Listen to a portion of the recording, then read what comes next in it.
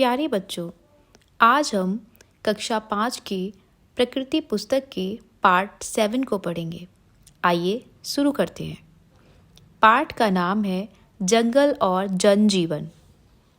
आपने जंगल के बारे में सुना होगा। प्रायः आपने टीवी में भी जंगल के दृश्य देखे होंगे। आपने देखा होगा तरह तरह के फल फूल, कई तरह के छोटे बड़े पेड़ पौधे, रंग बिरंगी चहचहाती चिड़ियाँ और बहुत से जानवर। जंगल में दूर दूर तक हरियाली रहती है। जंगल में पक्षियों की चहचहाट और विभिन्न जानवरों की बोलियां भी सुनाई देती रहती हैं। ऐसे ही सुंदर जंगलों से ढके हैं हमारे देश के कई हिस्से। आइए चर्चा करते हैं। कहीं बहुत सारे पेड़ उगाए गए हों तो क्या वह जंगल बन जाता है? सोचिए, जंगल हमारे लिए क्यों महत्वपूर्ण है? इन जंगलों से हमें क्या मिलता है? जंगल तरह तरह के पेड़ पौधों व पशु पक्षियों का वास स्थान होते हैं। मतलब वहाँ पर पेड़ पौधे भी होते हैं और पशु पक्षी वहाँ पे रहते हैं। इनका मनुष्य के जीवन में अत्यंत महत्व है। ये वायुमंडल में ऑक्सीजन गैस की मात्रा को बढ़ाते हैं और विषैली गैसों की मात्रा को कम करते हैं। ये मिट्टी के कटाव को रोकते हैं। वर्षा कराने में भी इनकी महत्वपूर्ण भूमिका होती है। जंगल से उपयोगी इमारती लकड़ियाँ प्राप्त होती हैं। हमारे देश में लगभग 4000 से भी अधिक किस्मों की लकड़ियाँ वनों से प्राप्त होती हैं। इनमें सागौन, शीशम, देवदार, चीड़ आदि इमारती लकड़ियाँ महत्वपूर्ण हैं, जिन पर हमारा प्लाईवुड उद्योग, कास्ट उद्योग, इमारती लकड़ी उद्योग आदि निर्भर हैं। बांस के पेड़ों से चटाई, डलिया, हाथ वाला पंखा, बांसुरी बनाई जाती है। इनसे कागज, दिया सलाई, कत्था, रेशम, रबर, लाख, बीड़ी, पत्तल, औषधि आदि उद्योगों के लिए कच्चा माल प्राप्त होता है। पलाश व कुसुम के पौधों पर लाख के कीटों एवं सहतूत के पौधों पर रेशम के कीटों का पालन किया जाता है। पता कीजिए हमें जंगलों से और क्या क्या चीज़ें मिलती हैं। पशु पक्षियों के अलावा जंगल में और कौन रहता है? प्रारंभिक मानव जीवन। शुरुआत में मानव का जीवन कैसा था? आइए चर्चा करते हैं। मानव सभ्यता के विकास की कहानी लाखों वर्ष पुरानी है। सभ्यता के आरंभ में मानव जंगलों में रहता था। मानव आदिकाल से ही जंगलों पर निर्भर था। पहले मानव बंदरों की भांति 4 पैरों पर चलता था। धीरे धीरे उसका विकास हुआ और वह 2 पैर पर सीधा खड़ा चलने लगा। अगले पैरों का प्रयोग हाथ के रूप में करने लगा। मस्तिष्क और हाथ का उपयोग वह तरह तरह के कार्यों में करने लगा। आज की भांति प्रारंभ में मानव के पास रहने के लिए घर नहीं थे। वे एक जगह से दूसरी जगह घूमते रहते थे। वे खुले आकाश के नीचे, जंगलों में, नदियों व झीलों के किनारे, गुफाओं में रहते थे। जंगली जानवरों से अपनी सुरक्षा तथा उनका शिकार करने के लिए उनके पास केवल पत्थर के ही औजार थे। कंदमूल, फल तथा शिकार से प्राप्त मांस ही उनका मुख्य भोजन था। जानवरों की खाल, पेड़ों की छाल एवं पत्तों को वस्त्र की तरह पहनते थे। इस तरह जीवन व्यतीत करने वाले मानव आदिमानव कहलाए। आखिर आदिमानव ने आग की खोज कैसे की? आइए जानते हैं। एक बार बहुत तेज आंधी आई। कुछ पेड़ों की डालियों के आपस में रगड़ने से चिंगारियां निकलने लगीं। ये चिंगारियां जब सूखे पत्तों और घास पर पड़ी तो आग लग गई। आग लगने से बहुत सारे जानवर भाग गए। जो नहीं भाग पाए वे जल गए। आदि मानव ने उनके मांस को खाकर देखा। उन्हें भुना मांस अच्छा लगा। इसी तरह एक बार जब पत्थर से पत्थर टकराया तो उसमें से भी चिंगारी निकली। वे खुशी से झूम उठे, आहा, मिल गई आग। आग की खोज प्रारंभिक मानव की एक बड़ी उपलब्धि थी। इसकी खोज के साथ ही मानव भोजन को पकाकर खाने लगा। आग का उपयोग उसने अपने शरीर को गर्म रखने और जंगली जानवरों से रक्षा करने के लिए किया। जरा सोचिए और बताइए, आग का उपयोग करने के पहले मानव का जीवन कैसा रहा होगा? आग का ज्ञान होने के बाद मानव जीवन में क्या परिवर्तन आया होगा? यदि आग नहीं होती तो हमें क्या क्या दिक्कतें परेशानियां होती? आग का उपयोग हम कहाँ कहाँ करते हैं? धीरे धीरे मानव अपने चारों ओर के वातावरण को समझने लगा। उसने पत्थर के छोटे और सुडौल औजार बनाना शुरू किए। पत्थर के अतिरिक्त जानवरों की हड्डियों एवं सींग से भी औजार बनाए। उसने अपने आप उगी घास और अनाज को एकत्र करना शुरू कर दिया। इधर उधर बिखरे अनाज से पुनः अनाज उगता देख उसने खेती करना सीख लिया। खेती करने के लिए उन्हें अलग तरह के औजार बनाने पड़े।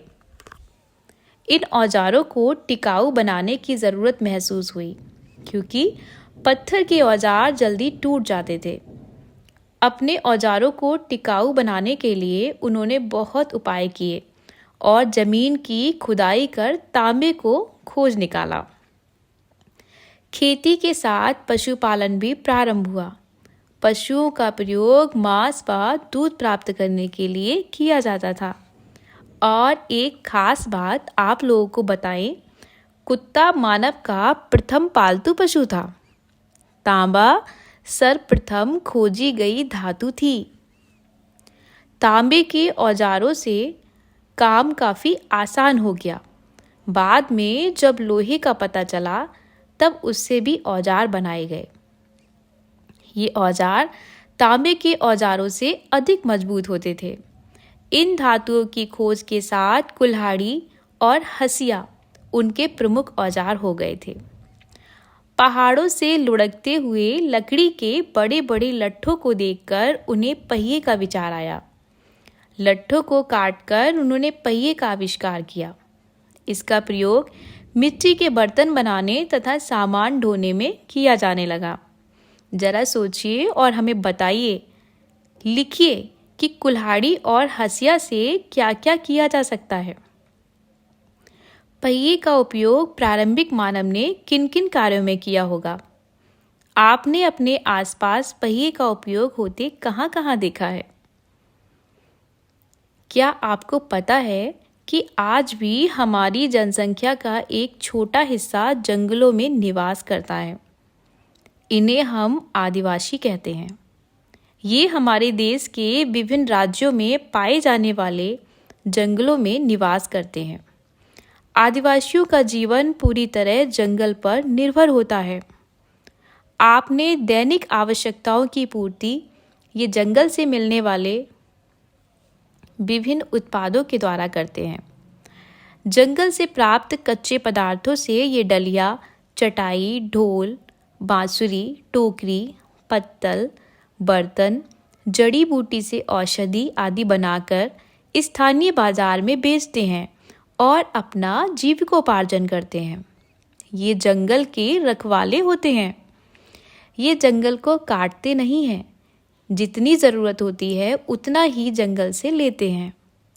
आदिवासियों की ज़िंदगी जंगलों से ही जुड़ी होती है। अगर जंगल नहीं बचेंगे तो ये भी नहीं बचेंगे।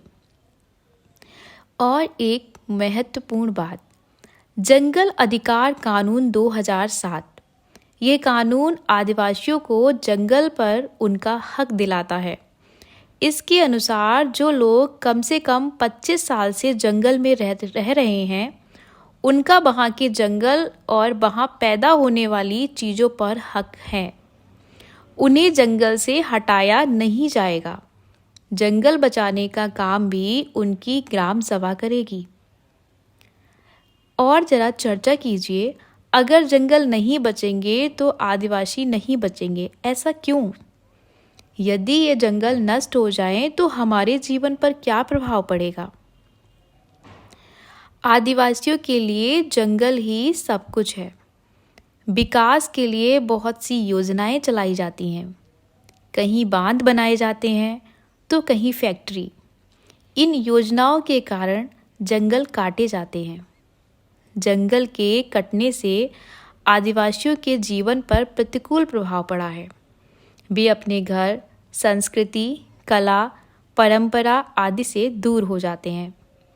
आदिवासी ही नहीं बल्कि गांवों, कस्बों और शहरों में रहने वाले लोगों का जीवन भी जंगलों के कटने से प्रभावित हो रहा है।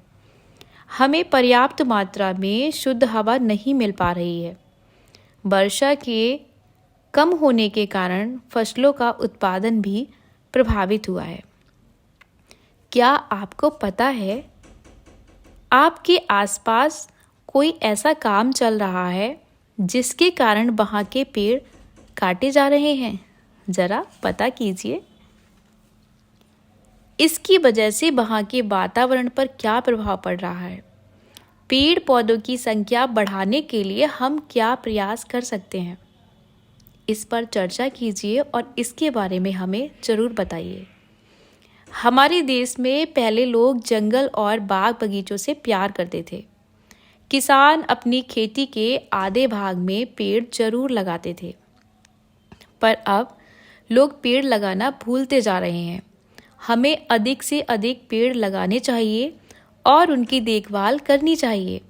यदि विकास कार्यों के लिए किसी स्थान विशेष से वृक्ष काटे जाएं, तो विकल्प के रूप में अन्य स्थानों को चयनित कर उनमें अधिक से अधिक पेड़ लगाने चाहिए। वनों का बचाव बहुत ज़रूरी है। सरकार ने वनों की रक्षा के लिए सामाजिक वानिकी नाम की योजना शुरू की है। उससे कानून बनाकर वनों की कटाई पर रोक लगा दी है। पहाड़ी इलाकों में लोगों ने चिपको आंदोलन चलाकर पेड़ों की कटाई रोकने की कोशिश की है। इस आंदोलन की शुरुआत श्री सुंदरलाल बहुगुणा जी ने की थी। इस आंदोलन में लोगों ने पेड़ों से चिपककर उनको काटने का विरोध किया। चिपको आंदोलन का एक नारा है, लकड़ी, पानी और बयार, ये हैं जंगल के उपकार। वनों को बचाने के लिए श्री के.एम. मुंशी द्वारा सन 1950 में वन महोत्सव की शुरुआत की गई। इस महोत्सव में पेड़ लगाने का कार्य किया जाता है। पहाड़ी इलाके गढ़वाल में लड़के लड़कियों की शादी के अवसर पर पेड़ लगाने की प्रथा शुरू की गई है। इसे मैती आंदोलन कहते हैं। इसमें विवाह के बाद ससुराल आने पर लड़की मायके की याद में एक पौधा लगाती है और उसकी देखभाल करती है। इसे मैती वृक्ष कहते हैं। तो ये चैप्टर पूरा हुआ और कुछ इसके अभ्यास के प्रश्न हैं जिनको आप एक बार पढ़िए। दिए गए शब्दों की सहायता से रिक्त स्थान भरिए। प्रारंभिक मानव पत्थर के औजार बनाते थे। जंगल वायुमंडल में ऑक्सीजन की मात्रा को बढ़ाते हैं। मानव विकास की कहानी लाखों वर्ष पुरानी है। आदिवासियों का जीवन जंगल पर निर्भर होता है। आग की खोज आदिमानव ने की थी। जंगल कटने से होने वाले दुष्परिणाम, कमेंट बॉक्स में कम से कम 2 परिणाम आप जरूर लिखिए। तुलना करनी है जीवन शैली आदिमानव और आज के मानव में। आदिमानव जंगल में रहते थे और आज का मानव गांव या शहर में। आदिमानव का जो खान पान था वो मांस फल था और आज का मानव अनाज फल खाता है। रहन सहन, आदिमानव बिना वस्त्र के रहते थे, पत्ते पहनते थे और आज का मानव कपड़े के वस्त्र पहनता है। चिपको आंदोलन क्या था, इसे किसने प्रारंभ किया? आदिवासी अपना जीविकोपार्जन कैसे करते हैं? इनका जवाब आपको कमेंट बॉक्स में लिखना है। Chapter complete.